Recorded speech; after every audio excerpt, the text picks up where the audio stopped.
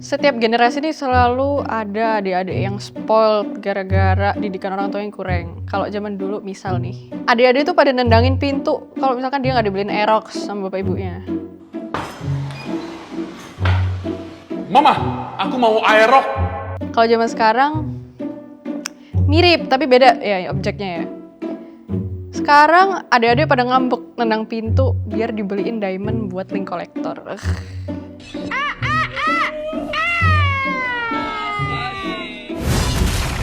Darahku membara sampai aku mati. Kalau kalian main Mobile Legends terus kalian pernah dengar kata-kata jual skin beli otak? Setuju, dikit. Gak sedikit dari generasi muda di zaman kita ini yang udah ke-expose ke perjudian ala-ala berkedok gacha. Dan perilaku impulsif kayak gini kalau dibiasain sampai gede, kebayang gak sih? Bahaya, asli bahaya. Awalnya cuman bocil-bocil spoiled, ujung-ujungnya bisa jadi sekdes yang korupsi 500 juta buat gacha Mobile Legends. Jujur gue kalau misalkan punya 500 juta buat gacha skin Fredrin, minimal banget gue ngantor, sekarang gue syuting nih di Pangko sama Fredrin. Gitu. Itu minimal ya. Tapi asli bayangin dah. Mikirnya kayak, sudahlah, paling cuma 1.500 DM lah, kayaknya di pola kelima dapet dah, ternyata zong gitu. Terus akhirnya kita gregetan, adrenalinnya memuncak nih di kepala, di ubun-ubun, terus akhirnya kita kayak, aduh gagal review skin, akhirnya top up lagi 1.500 diamond, baru dapet. Tapi kita nggak sadar, kita terlalu terjebak sama prosesnya ini, sama adrenalinnya, sampai akhirnya kita sampai pada suatu realization, pada suatu kesadaran kalau kita ternyata udah 6 kali top up ya, udah habis 1 juta lebih dan mungkin ujung-ujungnya juga nyesel. Karena dapat skin iya, tapi at the end of the day kita harus makan Indomie sampai akhir bulan.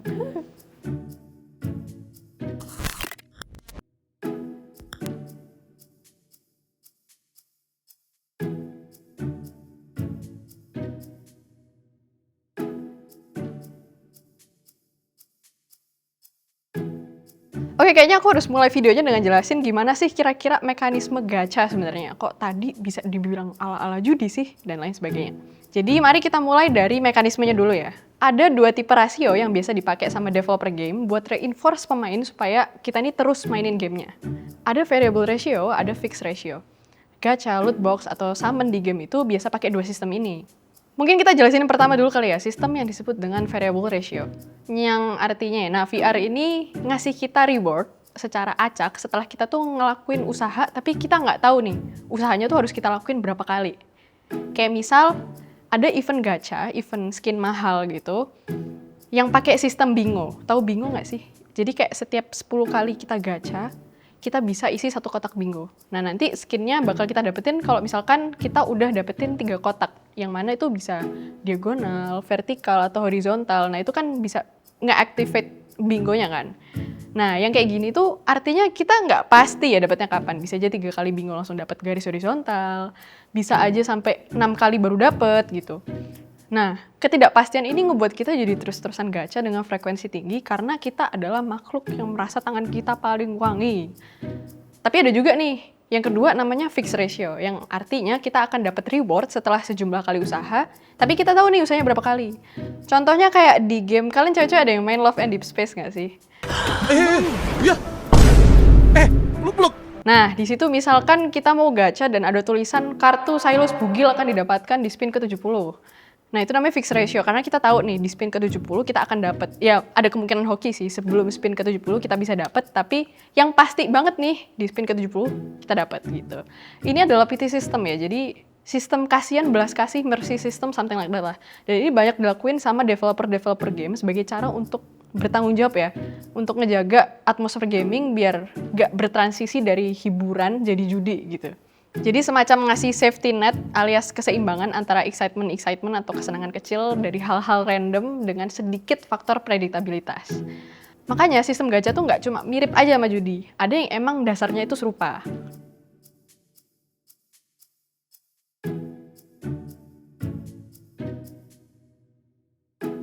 Nah, kalian pasti bertanya-tanya, kenapa sih gacha itu nagih gitu? Kenapa kita ngerasa excited banget ketika kita mau pull? Atau kenapa kita tetap top up meskipun kita tahu kemungkinan dapat card SSR itu 0,6% gitu. Ya karena emang sistem ini itu dibangun buat buat nyerang emosi kita. Nah, emosi apa aja sih? Nah, gacha tuh bisa memicu antisipasi, frustrasi, euforia, sama FOMO. Kayak antisipasi ya, contohnya gini. Nih, lihat nih. Nih, yakin nih, 1 kali spin lagi pasti dapet. Nah, itu antisipasi. Frustrasi. Kayaknya semua orang pernah deh nih. Monyet udah habis 2 juta, tapi gak dapet apa-apa gitu. Nih, euforia.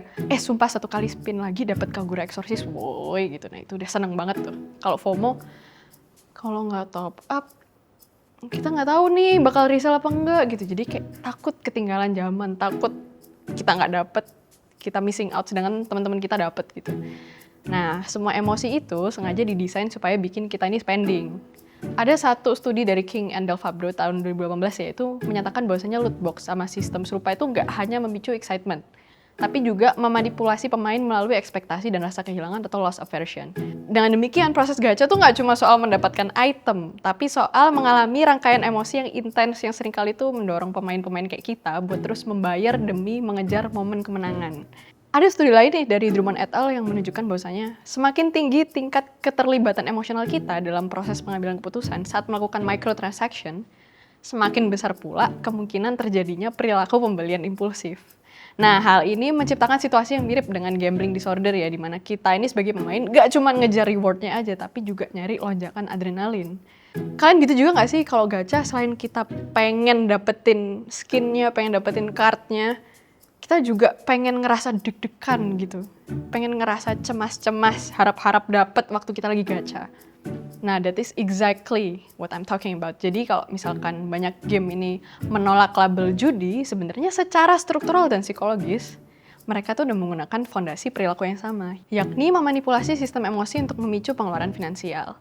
Salah satu aspek yang membuat gacha game ini berbahaya secara psikologis adalah kemampuan untuk menciptakan illusion of control, yakni keyakinan keliru bahwasanya seseorang bisa memengaruhi hasil yang sebenarnya tuh acak. Jadi pemain-pemain yang udah ngabisin banyak banget duit itu sering banget kan ngerasa kayak mereka tuh hampir berhasil atau sisa dikit lagi nih, padahal ya secara statistik peluangnya tuh nggak berubah dari percobaan satu ke percobaan selanjutnya gitu loh. Kayak misal nih, drop rate item mewahnya, item yang kita kejar-kejar ini cuma 0,1% per spin. Ya di spin kedua, ketiga, keempat, ke pasar naik buruk itu semuanya sama gitu, drop rate-nya tetap 0,1, nggak akan secara magically gitu tiba-tiba jadi 25%. Ayolah, kalau misalkan lu berhasil dapet ya berarti lu hoki aja dapetin odds 1 dibanding 1000, bukan berarti statsnya itu berubah. Sebenarnya seru nih bahas ini nih. Secara hukum gacha game ini seringkali nggak dikategoriin sebagai judi karena ya nggak ada konversi langsung dari reward digital ke mata uang dunia nyata nih. Tapi ya secara psikologis ya struktur sama efeknya ini mirip-mirip dengan perjudian konvensional. Ada nih satu studi dari Zenil et al. Yang mencatat bahwasanya loot box ini memiliki kesamaan psikologis dengan perjudian dan menimbulkan konsekuensi yang sama seperti kecanduan, kerugian finansial juga. Sayangnya, karena definisi legal perjudian ini beda-beda di setiap negara ya, developer game ini seringkali beroperasi dalam zona abu-abu secara hukum. Jadi ya kayak di tengah-tengah lah, memungkinkan monetisasi sistem gacha secara agresif tanpa adanya regulasi yang ketat.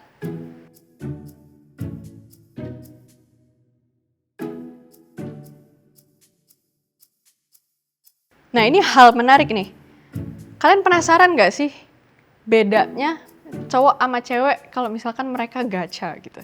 Pernah dengar nggak kalau misalkan kita nih nyari pelarian secara online dari hal-hal yang sulit, yang sukar, yang mustahil kita dapetin di dunia nyata? Ya sama aja. Cowok, cewek, kambing, enggak dong. Mereka semua punya kecenderungan yang sama tapi motivasinya berbeda nih. Nah, ada satu studi dalam Daedalus Project yang menunjukkan bahwasanya cewek itu cenderung bermain game untuk alasan emosional. Kayak contohnya itu escapism, pelarian dari stres atau tekanan di dunia nyata, relasi sosial, dan narasi karakter. Nah, hal ini ngebuat game yang genrenya tuh otome, visual novel, atau simulasi kencan dating simulation gitu tuh jadi populer banget di kalangan cewek karena memberikan pengalaman emosional yang mendalam serta rasa koneksi terhadap karakter virtual. Ya gimana ya, kalau di dunia nyata ini ada Silas gitu kayak ganteng, tinggi, kaya raya, sebatang kara, anak tunggal, nggak punya orang tua, bucin, protektif, dan raja iblis. Aku juga mau. Nah, lanjut dah. Kalau sebaliknya, cowok, laki-laki ini cenderung bermain game demi kompetisi, prestasi, atau status sosial dalam game. Sehingga mereka lebih tertarik pada game-game yang multiplayer kompetitif gitu loh, kayak FPS, MOBA, atau MMORPG. Nah, mereka ini cenderung ngejar kemenangan-kemenangan kecil yang belum tentu didapatkan di dunia nyata. Nah, kedua kelompok pemain ini menunjukkan pola spending yang berbeda ya. Tapi, dua-duanya sama-sama menggunakan game sebagai sarana kompensasi terhadap ketidakpuasan di dunia nyata. Misalkan nih, gamer yang cewek, yang ladies, ini bisa merasa terhubung secara emosional dengan karakter favorit di game Otome. Dan cewek-cewek tuh lebih bersedia untuk mengeluarkan uang untuk membuka adegan-adegan yang sebelumnya lock gitu. Kayak misal adegan cipokan, terus suara karakter, atau alternate ending gitu. Nah, itu disebut sebagai parasocial interaction. Atau hubungan sepihak antara pengguna atau gamer dengan karakter virtualnya. Yang dalam konteks game ini terbukti meningkatkan willingness to pay atau kecenderungan untuk membayar, membeli gitu.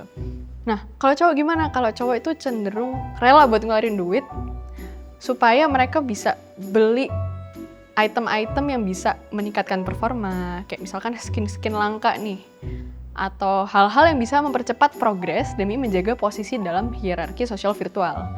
Nah, ini sejalan ya dengan temuan bahwasanya sifat kompetitif dalam dunia online ini sangat berkorelasi dengan pembelian di dalam game. Jadi ya, antara gamer cowok dan gamer cewek sama aja, sama-sama cenderung memproyeksikan kebutuhan psikologisnya ke dalam dunia virtual dan merespon sistem reward yang ditawarkan oleh game ini walaupun dengan cara yang berbeda. Jadi ya meskipun bentuknya beda, motif dasarnya itu sama. Mencari kemenangan-kemenangan kecil yang bisa dikontrol di tengah realita kehidupan yang seringkali nggak bisa dikendaliin. Jadi kalau ada yang bilang uang tuh nggak bisa membeli segalanya, nggak salah. Tapi setidaknya uang bisa membuat saya bahagia ketika saya melihat Sailus nggak pakai baju. Duh kak, aku melarat, aku miskin, aku nggak siap makan mie gaga sampai akhir bulan. Gimana sih kak biar nggak ketagihan? Nah, salah satu strategi paling efektif untuk mengurangi kecenderungan overspending dalam gacha dan mikrotransaksi adalah dengan menjadi miskin. Enggak dong, yaitu dengan melatih delayed gratification, yaitu kemampuan untuk menunda kepuasan jangka pendek demi hasil jangka panjang. Kalau dalam konteks game ya kemampuan ini diterjemahkan sebagai kesabaran lah untuk menunggu event kiranya bakal rerun atau resale nggak ya, ketika tahu drop rate-nya itu akan naik karena demand-nya lebih kecil. Bisa jadi juga dengan nggak mudah tergoda banner limit nih yang bisa bikin kita impulsif gitu. Atau mungkin kalian bisa nabung currency in game-nya, kayak misalkan kalau main ML tuh nabung BDP ya, Weekly Diamond Pass jauh-jauh sebelum event lah, biar nggak perlu top up jutaan sekali waktu. Nah, penerapan delayed gratification dalam gaming ini nggak cuma soal finansial guys, tapi juga soal mental health anjay Gen Z, dan juga manajemen ekspektasi. Ada satu penelitian nih yang menyatakan bahwasanya regulasi diri atau self-control dalam bermain game ini sangat berpengaruh terhadap kesejahteraan emosional pemain. Pemain atau gamer-gamer yang dapat menahan keinginan untuk melakukan pembelian impulsif ini memiliki resiko yang lebih rendah loh terhadap stres, terhadap kecemasan, dan juga penyesalan setelah bertransaksi. Jadi nggak ada tuh cerita nendang pintu biar dibolehin top up, nggak ada. Nggak ada juga kata-kata kayak, ih anjir, 1 juta tuh sebenarnya bisa loh buat gue makan 2 minggu, nggak ada. Nah, secara praktis, beberapa cara untuk memperkuat delayed gratification antara lain adalah dengan membuat budget khusus nih untuk game. Berpikir kritis tentang kebutuhan versus keinginan, serta mempertimbangkan apakah kebutuhan primer dan sekunder kita tuh udah terpenuhi sebelum kita ini top up gitu. Hingga melakukan due diligence dengan cara berdiskusi dengan kawan-kawan komunitas untuk menilai apakah satu event tuh sebenarnya benar-benar worth it apa enggak sih. Bahkan ada beberapa studi loh yang menyarankan regulasi internal dalam game, seperti opsi untuk menyembunyikan harga atau ada pembatasan limitation di top up otomatisnya, sebagai upaya untuk meningkatkan self-control. Nah, dengan begitu kan pemain kan gamer-gamer ini nggak cuma bermain dengan lebih sehat ya, tapi juga lebih cerdas dalam mengelola emosi dan dompetnya juga. Dalam dunia yang terus-terusan ngasih kita notif diskon terbatas, diskon limited, dan godaan-godaan kayak banner-banner event yang muncul terus-terusan di notification nih, kemampuan kita buat berhenti sejenak dan berpikir rasional ini sebenarnya menjadi kunci bertahan di ekosistem game modern. Ya ujung-ujungnya ya, apakah gacha itu judi terselubung atau sekedar hiburan yang harmless, nah itu semua tergantung dari seberapa kuat kita menahan diri gitu. Sistem variable reward itu mungkin waktu dijalanin kayak adrenalin, tapi ujung-ujungnya kita kayak nyesel, kita ngerasa kita rugi gitu. Jadi intinya gimana ya? Bikin deg-degan, bikin sebel, dan bikin boncos. Jadi mau kamu cewek yang ngejar afeksi pria 2 dimensi, atau kalian cowok yang ngejar skin collector buat jedak-jeduk TikTok, ada satu hal nih yang pasti, kalau nggak hati-hati ya bukan kita yang lagi main game, tapi kita yang lagi dimainin sama game.